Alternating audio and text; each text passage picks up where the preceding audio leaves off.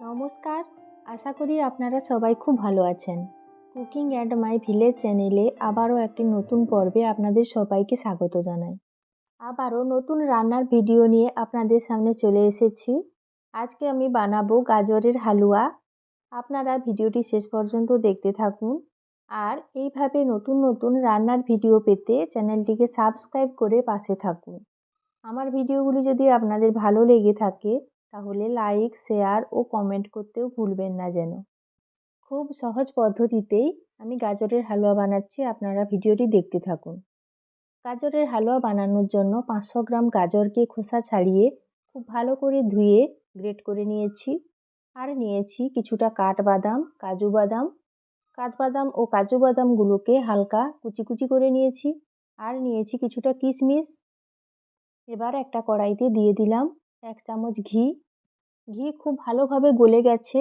এবার কাঠবাদাম, কাজু বাদাম ও কিশমিশগুলোকে আমি ঘি দিয়ে হালকা ভেজে নিচ্ছি। একেবারে হালকাভাবেই ভাজছি। ভাজা হয়ে গেছে, এবার আমি তুলে নিয়েছি।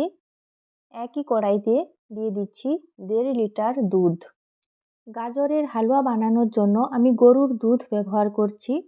এই দুধ আমি আগে গরম করে রেখেছিলাম, আবারও কড়াইতে দিয়ে দিয়েছি। এবার দুধটাকে খুব ভালো করে ফুটিয়ে আর নাড়াচাড়া করে ঘন করে নেব। কিছু সময় ফোটানোর পর দুধ বেশ ঘন হয়ে গেছে আর পরিমাণেও বেশ অনেকটা কমে গেছে। দেখুন, দুধটা খুব ভালোভাবে ফুটে গেছে। এই পর্যায়ে দুধের মধ্যে দিয়ে দিচ্ছি গ্রেট করে রাখা 500 গ্রাম গাজর। গ্রেট করে রাখা গাজর দেওয়ার পর বারবার নাড়াচাড়া করতে হবে, না হলে নিচে লেগে যেতে পারে। দেখুন, গাজরগুলো খুব ভালোভাবে দুধের সঙ্গে মিশে গেছে আর দুধটাও ধীরে ধীরে ঘন হয়ে যাচ্ছে, কালারটাও ধীরে ধীরে চেঞ্জ হচ্ছে। এই পর্যায়ে কয়েকটা গোটা এলাচ আমি থেতো করে দিয়ে দিলাম, তাহলে গাজরের হালুয়ার গন্ধটা খুব ভালো আসবে। এইভাবে নাড়াচাড়া করতে করতে দেখুন দুধ ঘন হয়ে গেছে একেবারে।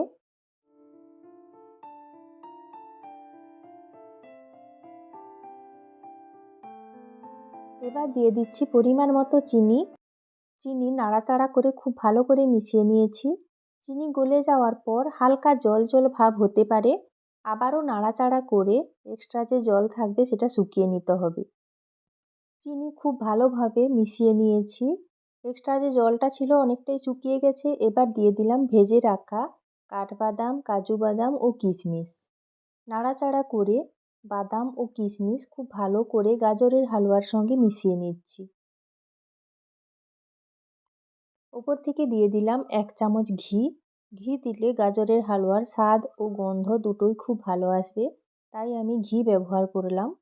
আবারও নাড়াচাড়া করে ঘি খুব ভালো করে মিশিয়ে নিয়েছি। গাজরের হালুয়া প্রায় তৈরি হয়ে এসেছে।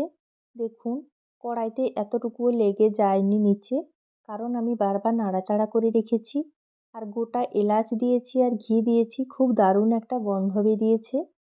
আপনারা অনেকে ঘি খেতে পছন্দ করেন না, তাহলে ঘি নাও ব্যবহার করতে পারেন। ঘি ব্যবহার না করলে কোনো অসুবিধা নেই। দেখুন, গাজরের হালুয়াটা তৈরি হয়ে গেছে।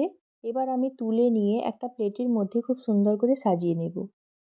এই গাজরের হালুয়া বাড়ির ছোট বড় সব ধরনের সদস্যরাই খেতে খুব ভালোবাসে। আপনারাও বাড়িতে এইভাবে সহজ পদ্ধতিতে গাজরের হালুয়া তৈরি করবেন। আর ভালো লাগলে লাইক, শেয়ার ও কমেন্ট করে পাশে থাকবেন।